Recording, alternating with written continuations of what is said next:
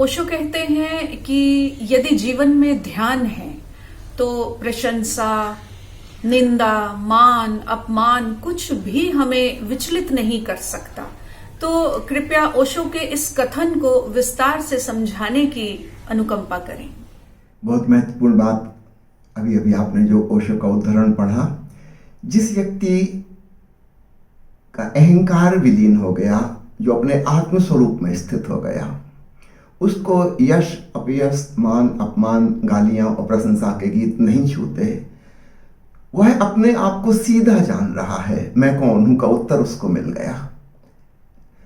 जो व्यक्ति अहंकार के तल पर जी रहा है, अपनी पेरीफेरी, अपने पर्सनालिटी, बाहर की परिधि पर, जिसने अपने आप को नाम, रूप, आकृति, देश, जाति, विचारधारा, शास्त्र, धर्म, संप्रदाय, राजनीति, ज्ञान, प्रोफेशन इत्यादि समझ रखा है कि यही मैं हूं, उसको तो सारी चीजें छुएंगी। कोई कह देगा आपकी शक्ल ठीक नहीं तो आपको क्रोध आ जाएगा। कोई कह देगा आपके विचार अच्छे नहीं, गलत हैं, काट सकता हूं तर्क से, आपको बुरा लगेगा। कोई कुछ भी कहेगा, उससे अगर प्रशंसात्मक है तो आपको अहंकार फूल जाता है, सीना चौड़ा हो जाता है, और कोई निंदा कर दे, आलोचना कर दे तो हम सिकुड़ जाते हैं। अहंकार का मतलब है दूसरे की नजर में मैं क्या हूं। अब मजे की बात है कि दूसरे हैं बहुत, 8 अरब लोग हैं दुनिया में, और सबके डिफरेंट अलग अलग मंतव्य हैं। एक माँ अपने बेटे से कह रही कितना प्यारा बच्चा, राजकुमार, बहुत तारीफ कर रही है, माँ का प्रेम है।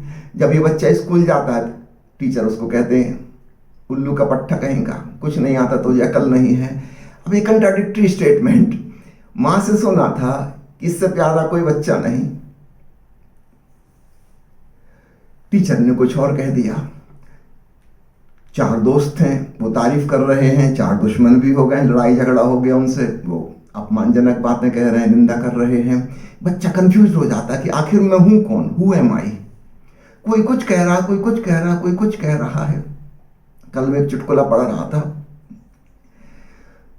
कोई पुरुष इतना बुरा नहीं होता जितना उसकी पत्नी समझती है, और कोई पुरुष उतना अच्छा भी नहीं होता जितना उसकी मां समझती है। कोई व्यक्ति इतना सुंदर नहीं होता जितना उसकी फेसबुक और व्हाट्सएप डीपी में दिखाई देता है, और ना ही इतना कुरूप होता जितना पासपोर्ट और आधार कार्ड की फोटो में दिखाई देता है। मैं कौन हूं? अगर मैं दूसरों के ओपिनियन पे डिपेंडेंट हूं, तब तो मैं हमेशा ही कंफ्यूज रहूंगा। कोई कुछ कहता है, कोई कुछ कहता है, और हमेशा डर लगा रहेगा किसी का स्टेटमेंट बदल ना जाए, मित्र कहीं शत्रु ना हो जाए, प्रशंसक कहीं निंदक ना हो जाए। डर लगा रहेगा, क्योंकि उन्हीं के आधार पर मैं अपने आप को जानता हूं। मैं सीधा तो अपने आप को जानता नहीं कि मैं कौन हूं। उस अहंकार को सपोर्ट चाहिए, समर्थन चाहिए।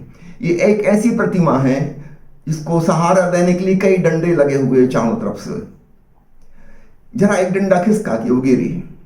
ऐसा है हमारा अहंकार, बामुश्किल हम संभाले हुए हैं, अब गिरा तब गिरा, और डंडे खिसकते ही रहेंगे।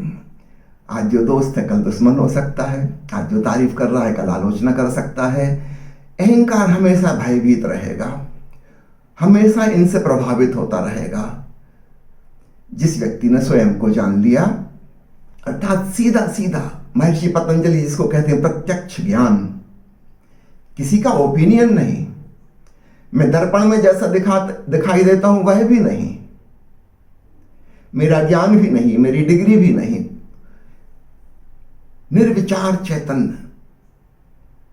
वहां न तन है, न मन है, न इनकी कोई छाप, इन सब से दूर एक वो जो ट्रांसेंडेंटल कॉन्शसनेस है, उसको जिसने जान लिया, अब पहली बार वो इंडिपेंडेंट हुआ। अब उसको किसी के मंतव्य की फिक्र नहीं। कोई निंदा करता है उसकी मर्जी, कोई तारीफ करता है उसकी मर्जी, उससे मेरा होना प्रभावित नहीं होता, क्योंकि मैं सीधा ही अपने आप को जानता हूं। तो निश्चित रूप से जो व्यक्ति ध्यानपूर्ण जीवन जिएगा, वो निंदा आलोचना से, यश अपयश से पार उठ जाता है। दुनिया की ये घटनाएं फिर उसको प्रभावित नहीं करती। कबीर साहब ने तो यहां तक कहा है कि निंदक नीरे राह की आंगन कुटी छवाए। अच्छा है, वो स्मरण दिलाता रहेगा, कहीं कोई खोट होगी तो बताएगा, हम और जाग सकेंगे और चैतन्य हो सकेंगे।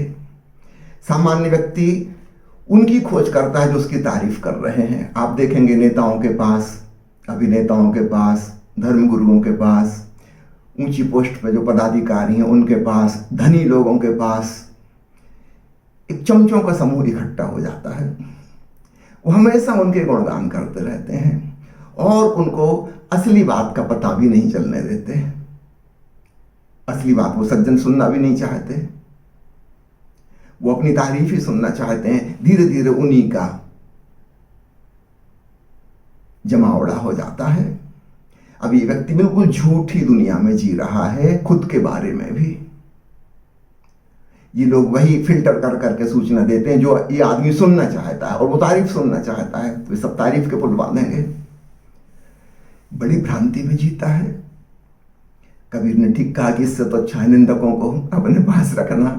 वो कम से कम सच्ची बात कहेंगे, अगर सच नहीं भी कह रहे तो ये तो तुम जान लोगे कि क्या सच है क्या झूठ है, कम से कम पता तो चलेगा। जगाने में सहयोगी होगा। तो ऐसा व्यक्ति तो प्रशंसकों की बजाय अपने निंदकों और आलोचकों का संग साथ पसंद करेगा, क्योंकि वो उसको चेताएंगे, जगाएंगे। और जब अल्टीमेट स्थिति आ जाती है आत्मज्ञान की, फिर तो किसी की फिक्र ही नहीं। कोई निंदा करे तो ठीक, उसकी वो जाने, कोई तारीफ कर रहा ठीक, उसकी वो जाने। मुझे किसी की चाहत नहीं, ना मैं किसी को आकर्षित कर रहा हूँ ना किसी को विकर्षित कर रहा हूँ। दुनिया में इतने सारे लोग हैं, निश्चित रूप से सबकी पसंद नापसंद अलग अलग हैं। कोई कुछ कहेगा, कोई कुछ कहेगा, उनकी मौज। मैं अपना जीवन अपनी अंतः प्रेरणा से, अपने भीतर के विवेक से जीता हूँ। तो ध्यानी व्यक्ति चूंकि स्वयं के विवेक से जी रहा है, वह जगत की परवाह नहीं करता, वह बेपरवाह हो जाता है।